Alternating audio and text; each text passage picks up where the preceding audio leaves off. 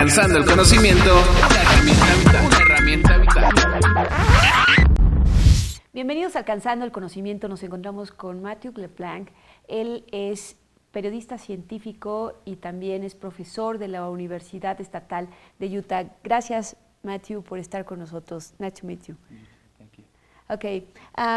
Platícanos acerca, tú contaste ayer algo muy interesante. Los científicos están perdiendo de alguna manera popularidad o el estar en los medios de comunicación, el llegar a la gente, porque no hay esa interrelación entre periodistas y científicos. ¿Podrías explicarnos un poco más?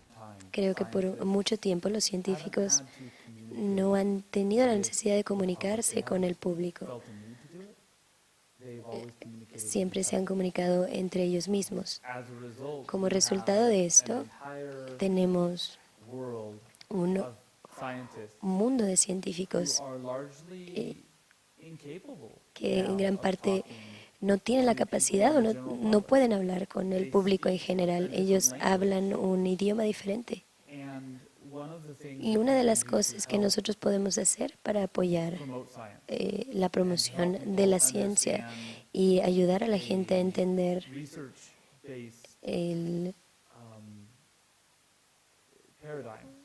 los paradigmas que se tienen basándose en estas situaciones científicas es cooperar como comunicadores con los científicos para ayudarlos a comunicarse de una manera más efectiva. Creo que todos tenemos que aprender a comunicarnos de mejor manera, no solamente los científicos, pero algunos no quieren hacerlo y creo que debemos de trabajar mucho como periodistas de ciencia en traducir lo que ellos están diciendo y convertirlos en historias que en verdad la gente pueda entender y disfrutar. Matthew, también tú dijiste algo que me llama la atención. Tú llegas con los científicos y les dices, yo soy el experto en comunicar, ustedes son los expertos en la ciencia. En México todavía esto es difícil. Hay científicos que quieren comunicar, que no les gusta que vayan comunicadores, hay científicos que no quieren comunicar y hay comunicadores que se quedan como a la mitad o a lo mejor por miedo no se imponen. ¿Cómo hacer esto? Es una muy buena pregunta.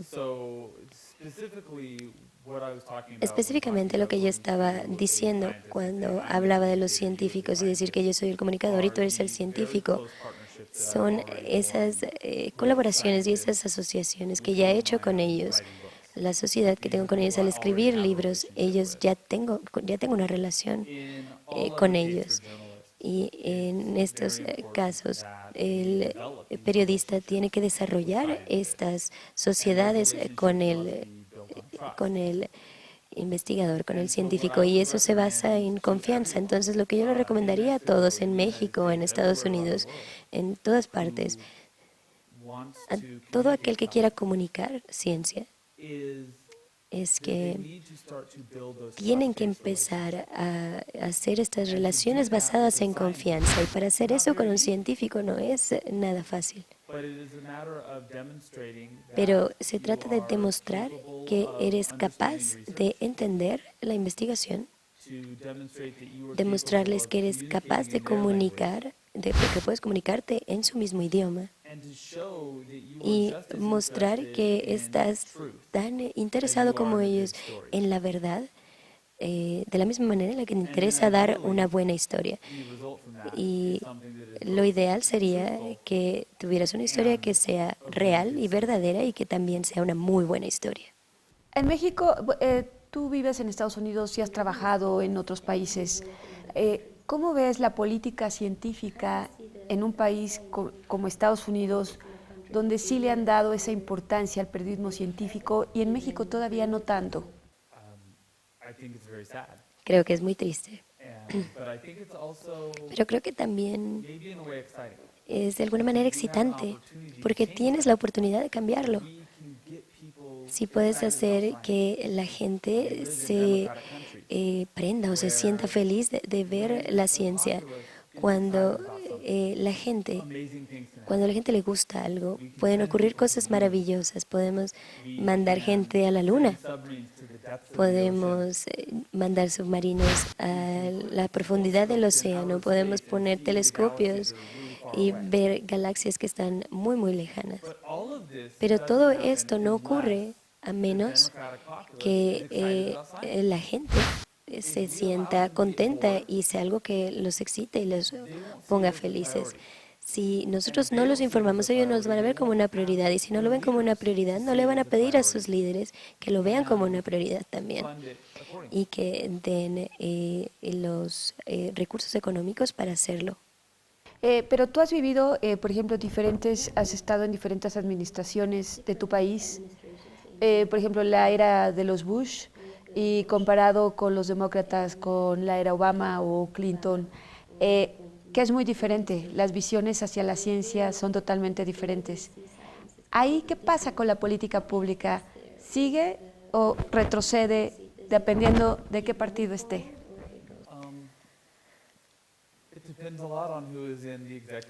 Sí, depende de quién es el que está en la oficina, depende de quién está controlando el Congreso, porque el Congreso es el que define la cantidad del presupuesto. Pero siempre hay un toma y daca que aún así yo creo que tenemos una oportunidad abierta cuando tenemos esas situaciones, porque en mi experiencia personal los demócratas no están más involucrados o más contentos o fácil de mostrarles la ciencia en comparación con los republicanos. Uno de los problemas que tenemos nosotros ahora es que vemos que hay un conflicto entre la ciencia y la religión. Y en los Estados Unidos, los republicanos normalmente tienen una tendencia a ser más conservadores y más religiosos. Pero creo que eso no tiene que ocurrir, no creo que ese conflicto en realidad tenga que existir. Nosotros hemos fallado ya por mucho tiempo en hacer que la ciencia sea algo excitante también para las personas que son religiosas. No tiene que ser, no tienen que estar contrapunteados con una filosofía conservadora religiosa. Y sabemos esto porque hay muchos otros países que tienen una religión muy alta, pero que le dan un presupuesto alto a la ciencia. Y en la historia hemos visto y hemos aprendido que los religiosos han sido los responsables de hacer los descubrimientos científicos más grandes en toda la historia. Entonces, una de las cosas que yo quiero hacer es ayudar a los comunicadores de ciencia a entender que no tiene que haber un conflicto. No estamos en guerra con la religión en los Estados Unidos o en ningún lugar del mundo.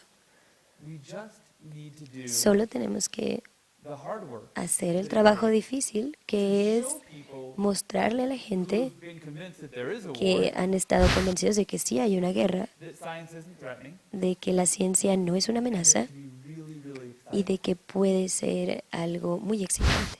Es que es esa parte, de alguna manera, de pronto la gente no cree tanto en la ciencia, porque es la ciencia la que ha llevado en algunos momentos a desarrollos que han ocasionado la destrucción o que han ocasionado problemas, y al mismo tiempo es la ciencia la que los puede resolver. Es gracioso, ¿no? O trágico también. Y es verdad que hemos hecho mucho daño a nuestro planeta, a nuestra especie, y como resultado de esto, a lo que nosotros llamábamos en aquel entonces desarrollos científicos y desarrollos tecnológicos. Pero hemos llegado ya a un punto en nuestra historia en el que no podemos nada más apagar todo, no queremos regresar a la oscuridad. Así que sabemos que esa no es una posibilidad práctica. No vamos a convertirnos todos en cazadores otra vez, ya somos demasiados y eso no sería sustentable. Así que lo que tenemos que aceptar es que hemos llegado a un punto en el que si queremos sobrevivir como especie, vamos a tener que trabajar y administrar bien nuestra ecología y nuestro medio ambiente. Y vamos a tener que utilizar la ciencia para asegurarnos de que nuestra especie sobreviva. Sé que es un reto el hacer que ciertas personas cambien su forma de pensar sobre la ciencia, que esa idea que dice que la ciencia no tiene que ser dañina, puede ser de hecho muy buena para nosotros. Pero también tenemos tantos ejemplos en la historia del mundo en las que esto se muestra como una realidad. Las vacunas que han salvado a miles, a millones de personas. El tratamiento de aguas que permiten que la mayoría de nuestro planeta que tenga acceso a agua potable y que esto sigue incrementando. Dentro de nuestro tiempo de vida, vamos a estar en un planeta en el que todos van a tener acceso a agua potable. Eso es un milagro de ingeniería, de tecnología y de ciencia. Cuando pensamos en la ciencia de esta manera, creo que no es tan difícil verlo de manera más positiva y ver de manera positiva lo que la ciencia puede hacer por nosotros. Pero tenemos que aceptar que también la ciencia puede ser muy peligrosa. Lo hemos utilizado para salvar vidas y lo hemos usado también para quitar millones de vidas.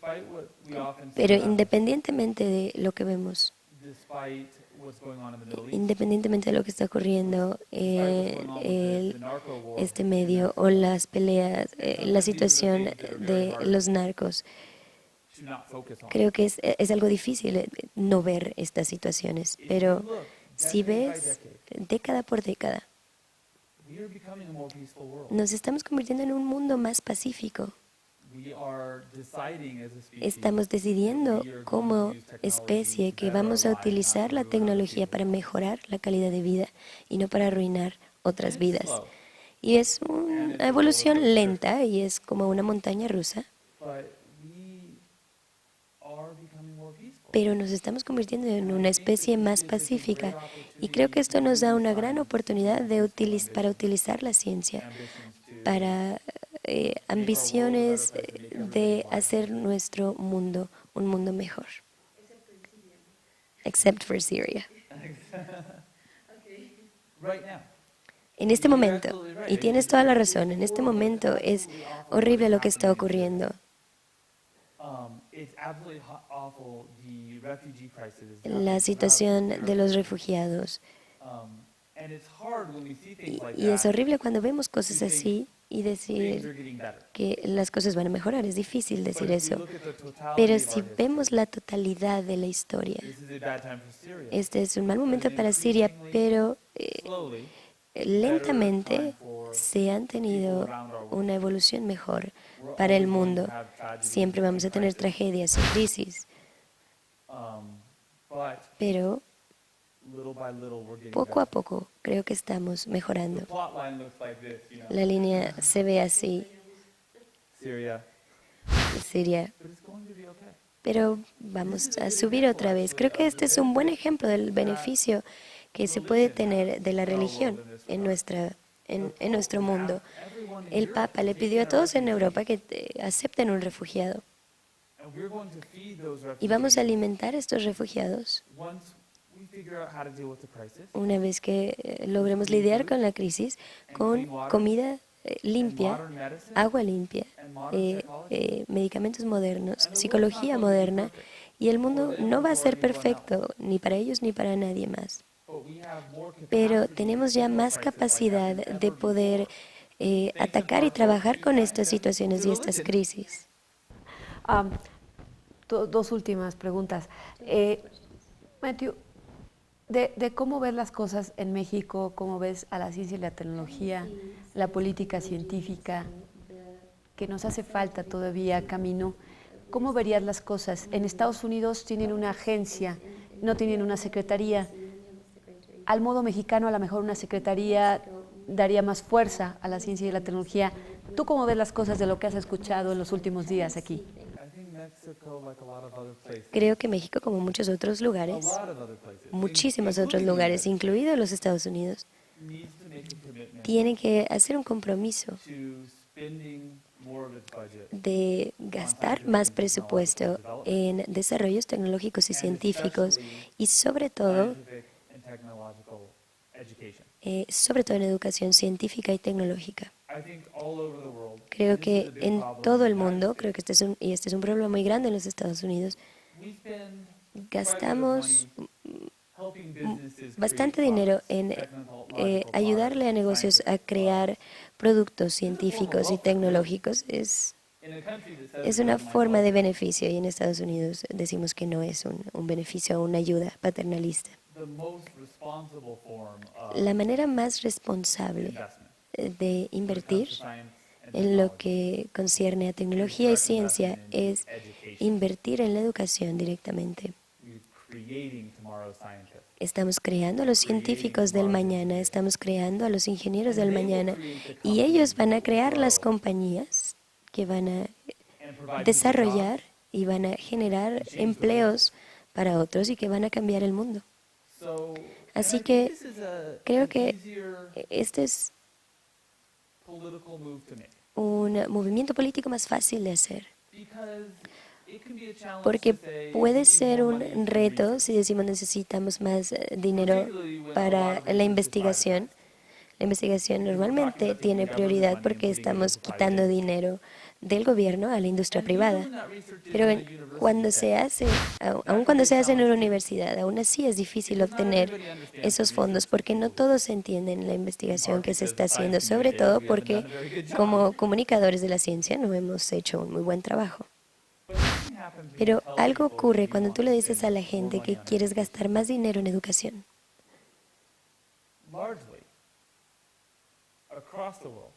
Mucho de lo que pasa alrededor del mundo, la gente entiende esto. La mayoría de la gente entiende esto y están de acuerdo. Y si le preguntas a la gente un estimado de cuánto de su presupuesto nacional se va a educación, ellos siempre lo sobreestiman, lo sobrevalúan. Y si les preguntas cuánto es lo que se debería de gastar en educación, ellos en verdad lo sobrevalúan. Y la realidad es que el porcentaje es mucho más pequeño del presupuesto en prácticamente todos los países del que la gente en realidad ve o acepta. Estamos dispuestos a gastar más dinero en educación.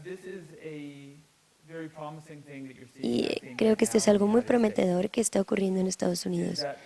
Y es que la gente en ambas partes del espectro político están dispuestos a invertir en la educación de matemáticas, tecnología y ciencia. Creo que es algo que se puede hacer en México también y en todo Centroamérica, porque no es un problema político.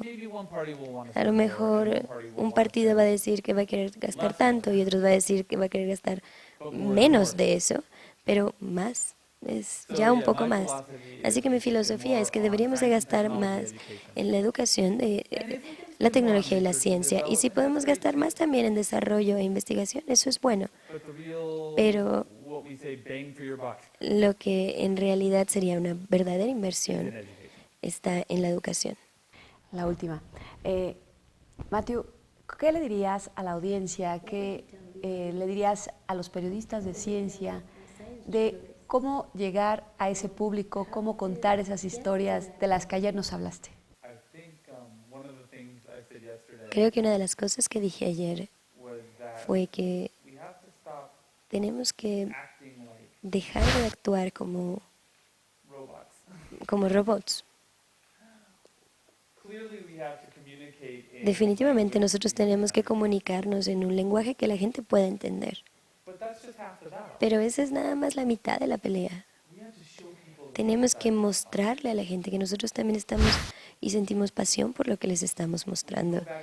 Cuando regresamos a esta batalla que nosotros vemos entre la religión y la ciencia. Una de las cosas que se viene a mi mente es, cuando la gente va a misa, tenemos el árbol, tenemos drama, tenemos mucha emoción y mucha pasión.